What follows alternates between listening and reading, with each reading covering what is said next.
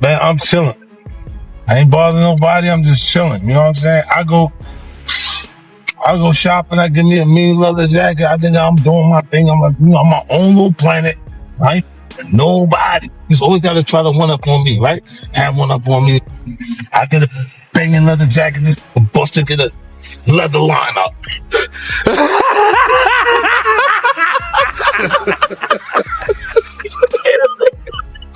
Hey, yo, Fifth, I ain't gonna lie, I'm gonna give it up to you. The production on your show, incredible. Light show, incredible. The dances, incredible. The outfit changes, incredible. Significant improvement since the way you used to perform back in the day. Like, looking like you fanning a fart is a better performance than Busta Rhymes. You out your rabbit. 50. You know good and well that I woke up to this. You done started this morning, and I was the one that was leaving everybody alone. So what you doing is giving false narratives, homie. You talking about you just went to buy a leather jacket. You ain't bothering nobody. You left alone. And I went and bought a leather hairline. Well, let me tell you something, buddy. The internet is on fire as Busta Rhymes finds himself under a wave of heavy attention with a newly surfaced leak, pulling his name into a fast-spreading controversy and pushing social media into a frenzy. Just as the pressure peaked, 50 Cent stepped in and flipped the narrative, instantly reclaiming the spotlight. Known for shaking the table and commanding attention, his involvement changed the entire tone of the moment. Suddenly, his name dominated timelines, comment sections, and short clips everywhere, transforming the situation into a full-blown viral showdown that audiences simply couldn't ignore. The rapper, Busta Rhymes, I see him pull the little lawyer dude into the section, and they walled him off. So I'm thinking to myself, oh, damn. Well, he ain't come. Well, he came with us, but I usually got a rule: if you come with us, you gotta leave with us. Cause I'm this big black him. I'm gonna be the only person they come to pick up first if one of y'all don't show up home. So it's like I try to stick to my protocol. Man, the dude stayed with them, and then his boyfriend was on Facebook woofing, woofing the whole next day. Oh, motherfuckers ain't loyal and all of this shit. Wait a minute, hold on. Any one of us can look at this on Facebook? Yeah, I'm gonna find this man page, bro. Clown. They weirdos, because they paid me to come on the stream before, so they control.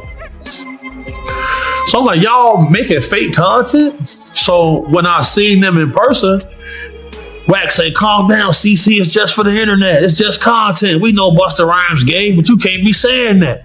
I'm looking like, what? And then the dude, loose cannon, like, CC, man, you gotta calm down, man. We just getting content off. I say, bro, we not playing, making fake content. So now that I see that's what they do. Everybody knows what a rainbow is, you know what I'm saying? Everybody knows what the sky can bring. It brings rain, it brings the sun. Like, you understand what life is too, you know? So for me to know that you have a great, Raymona Harvey is Busta Rhymes, this is his real name. Anybody can get on Facebook and look up Raymona Harvey and be like, yo, that's Busta Rhymes, yo, with no wig on. And be like, yo, wild out on your own time. But this is the information that you allow me to get. A veteran of the hip hop community, Frank Ocean, just recently came out with a statement saying that, he was in a relationship, long ago. Do you think hip hop's ready for like someone of a different orientation, or are they going to be accepting of it, or what are your opinions on that? I don't know if it's just about hip hop being willing to accept it. I think the whole world is ready to accept whatever people choose to be in life. You know what I'm saying? From hip hop all the way down to just the common man that walks the streets and the earth every day. It's like we're at a place in life where, we got to respect and accept what people choose as their path that they want to walk in life. Because ultimately, you want people to respect what you choose as your path in your journey in life. And ultimately, whatever that man does in his personal space is that man's choice, and it's that man's business. I am an extremely huge fan of Frank Ocean. His music is impeccable to me. And as far as I'm concerned, I respect the dude completely. I think, whatever he does at home is his business. Just keep that music popping the way you've been keeping it, brother. And you got my money from the concerts. You got my money from when you put them albums in the stores. And it ain't gonna stop. As long as you continue to contribute your greatness, God bless. Busta Rhymes and 50 Cent were once more than just collaborators. They moved as a dominant alliance, shaking the music industry with a presence that felt untouchable. From high-energy joint tours to headline-grabbing moments that showed off success and confidence, they stood shoulder to shoulder through industry pressure and public challenges. Their connection was rooted in loyalty, shared ambition, and hard-earned respect. But that once solid bond has now splintered, leaving behind only memories of what they built together and a noticeable silence where a powerful brotherhood once stood. So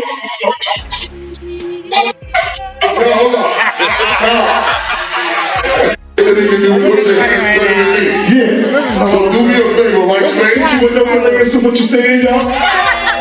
That was it right there. Now, Fifth, I'm gonna challenge you for real. What you doing this? What is that, man? It's real pizza. I can't afford nothing, man. All my money's in Western Holdings. Don't worry, we're rich. Where's the mom? It was my birthday. Happy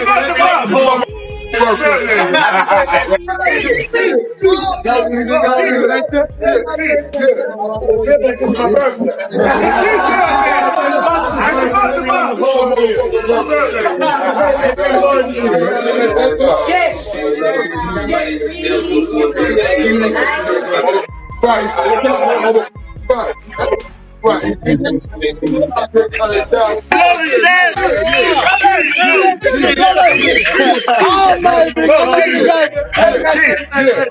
I love you.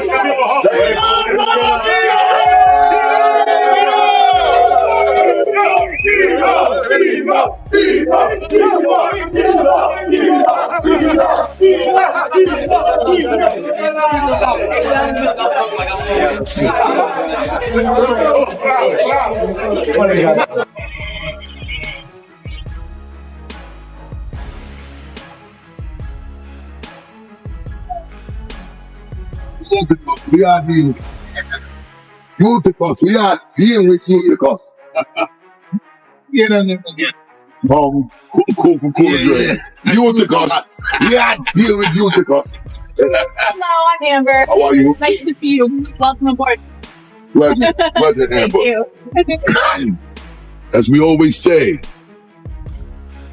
the blessings don't stop, so we ain't stopping. Stay blessed up. Don't block your blessing. Know when to get out the way so that the passions could be free to let the blessings continue to be bestowed in abundance. The birthday turn up ain't done no time soon. Happy Memorial Day weekend. We out here with Eutychus. In 1 week. Wow. Worldwide. 840,000 tickets sold in 1 week. 840,000 tickets in 1 week. No, hold up. Hold up. Stop. Sold 675,000 tickets before the first show in 4 days. That's because I've been out of the country. He was hitting me 3 days in a row. Like he hit me the first day. No, hold on. He hit me the first day. The moment Busta Rhymes saw his name climbing the charts for all the wrong reasons, he became convinced that 50 Cent was the unseen hand fueling the storm. To him, the backlash felt too sudden and too precise to be random, and suspicion quickly pointed toward the undisputed master of online pressure tactics.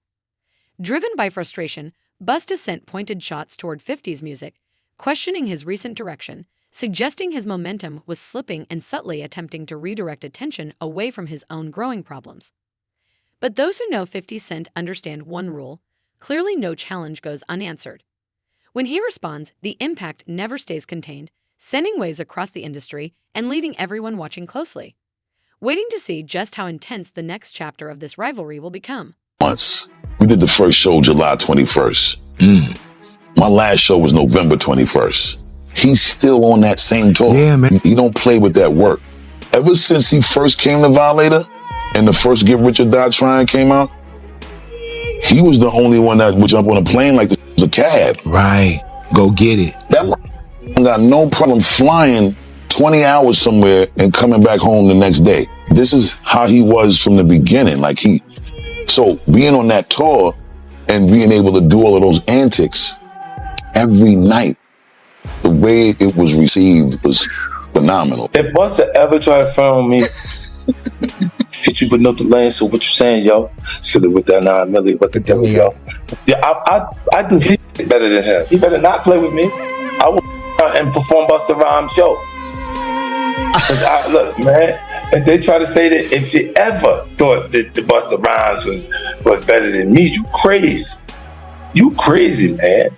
You just looking at this the wrong way. Hey, yo, Fifth, I ain't gonna lie, I'm gonna give it up to you.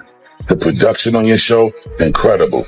Light show, incredible. The dances, incredible. The outfit changes, incredible. Significant improvement since the way you used to perform back in the day. Like, looking like you fanning a fart is a better performance than Busta Rhymes. You out your rabbit. Keep fanning the fart. Keep fanning the fart. Hey, yo, what you say, Split? F50, fanning the fart Ferrari. F50, break it down. Fan it down. Man, I'm chilling. I ain't bothering nobody. I'm just chilling. You know what I'm saying? I go shopping. I give me a mean leather jacket. I think I'm doing my thing. I'm like, I'm my own little planet. I ain't with nobody. He's always got to try to one up on me, right? Have one up on me. I get a banging leather jacket. This Busta get a leather lineup.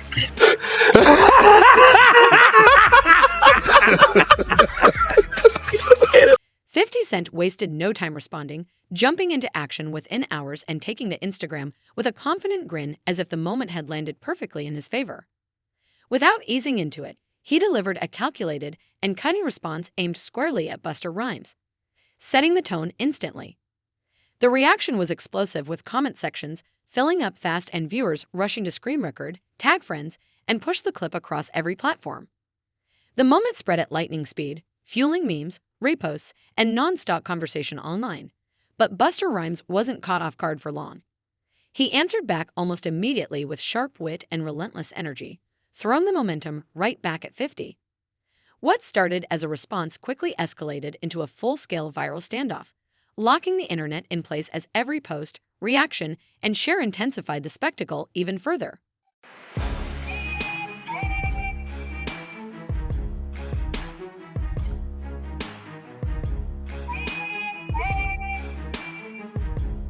Hold on.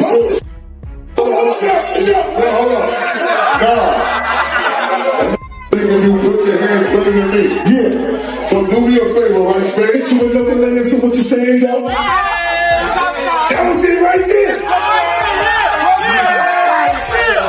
Now, Viv, I'm gonna tell you for real.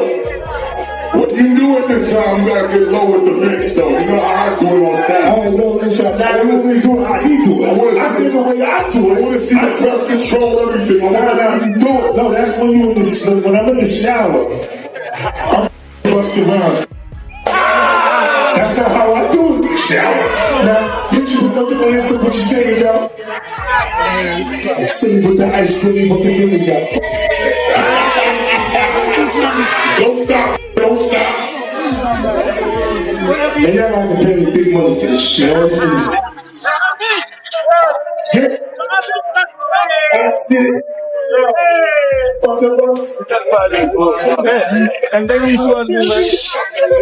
Dragon season.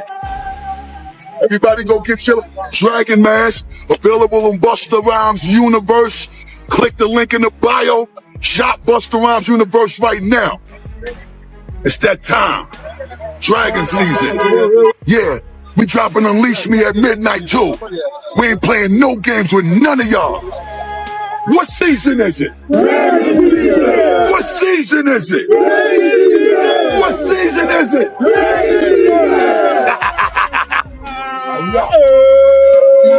You know good and well that I woke up to this cue that started this morning, and I was the one that was leaving everybody alone.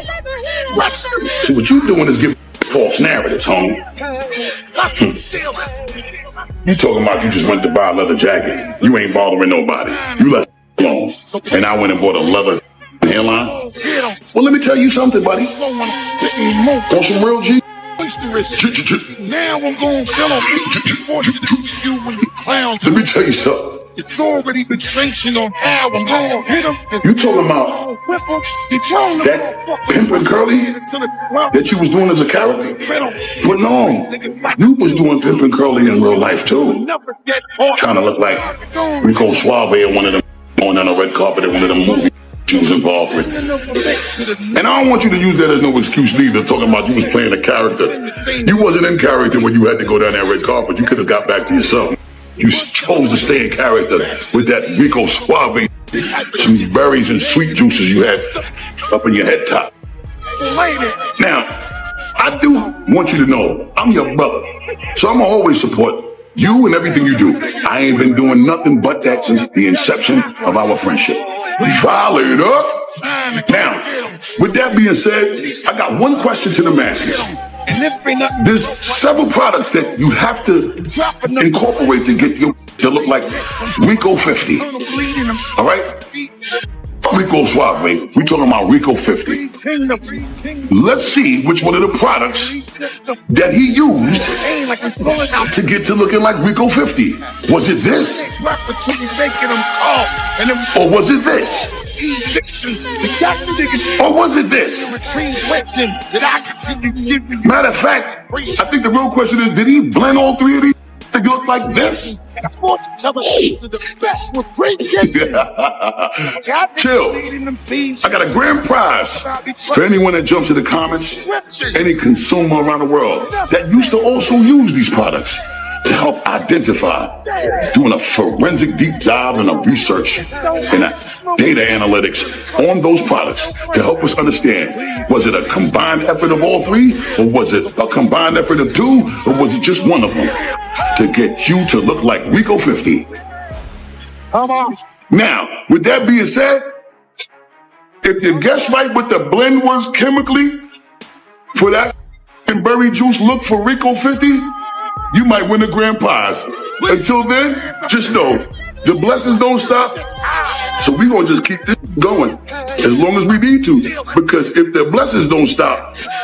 The situation soon shifted into a far more troubling phase when, at the height of the tension, a new video abruptly surfaced online, showing Busta Rhymes in a moment with a fan that many viewers described as awkward, unsettling, and deeply uncomfortable. The clip spread at lightning speed, triggering heated arguments, non-stop speculation, and bold questions about what really goes on behind the carefully managed image of the music industry.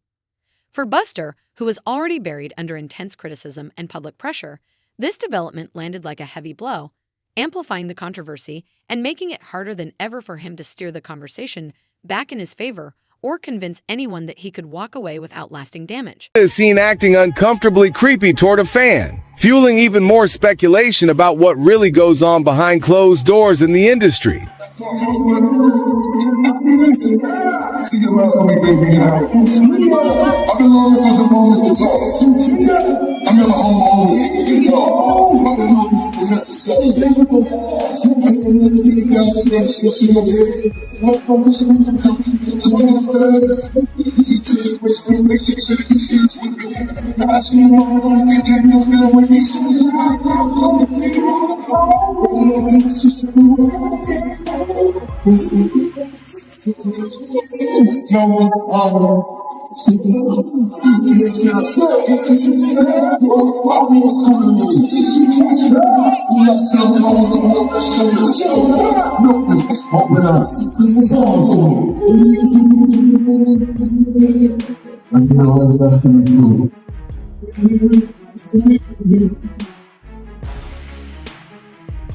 A video went viral of Busta flirting with a concert goer in suggestive fashion while opening for the G-Unit boss on his final lap tour in St. Paul, Minnesota last Friday, September 15th. The clip showed him holding his microphone near his crotch and stroking it as if it was an erection, while staring at a fan in the crowd and sticking his tongue out.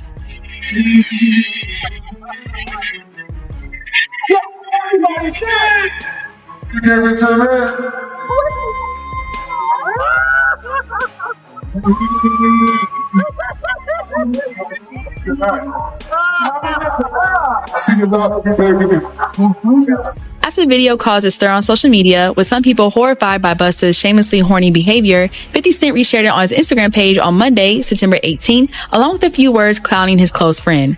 Busta stole this move from me. I used to do this to Magic Stick 10 years ago. Now it just feels dirty, inappropriate, unnecessary. This is giving your old uncle at the barbecue that won't go sit down vibes, right? Busta Rhymes saw the funny side of it as he responded with several laughing face emojis in the comment section. This isn't the first time that 50 Cent has ribbed Busta Rhymes on the road. While backstage during a tour stop in Charlotte, North Carolina in August, he couldn't help but poke fun at him in his oversized jewelry. Tell him the chain too big. Whoa! Tell him the chain too big. He ain't have no friends. They're not telling him. Jokes aside, at least one of 50 and Busta's rap peers wants to see the pair capitalize on their time together on tour and hit the studio. In a tweet last month, Waka Flocka Flame called for the rap legends to drop a full-length project together, saying the culture needs it. The culture need a joint album from Busta Rhymes and 50 Cent. Don't give us a tired excuse because y'all going on a worldwide tour. That's too much time, LOL. Waka's wish might be a long shot though, considering 50 and Busta have only appeared on a handful of songs together, including Eminem's 2003 Ja Rule diss Hail Mary and the Posse cut Victory 2000. As the pieces started coming together, Busta's explanations began to crack under growing pressure. And then he made a move that stunned everyone, publicly stepping in to defend Diddy, urging respect for privacy and asking people to pause their judgment. The response was instant and intense, filled with confusion and disbelief. Many couldn't understand why he would take that stance, especially given the serious attention surrounding Diddy and the long-standing speculation tied to his inner circle. To critics and observers alike, Busta's sudden show of support didn't just raise eyebrows, it set off alarms.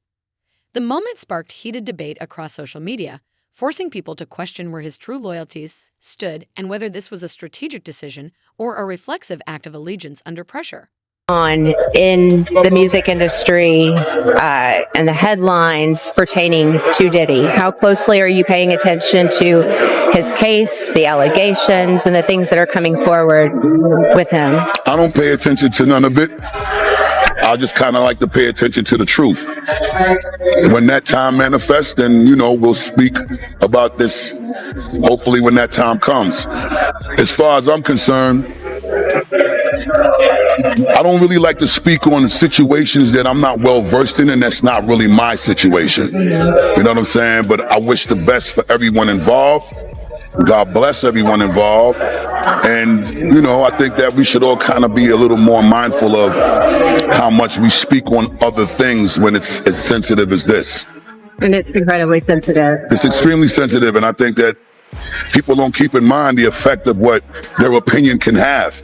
And I think it's really, really important that we reserve our opinions until we understand what the undisputed truth is, because an opinion can detrimentally affect someone short-term and long-term. And I just, from my own learning experiences and being through, none of us are exempt from going through challenges and obstacles and trials and tribulations, some way more intense and extreme than others. But I think at the end of the day, as we go through these things, we learn from them, and we also got to learn how to help people get through them.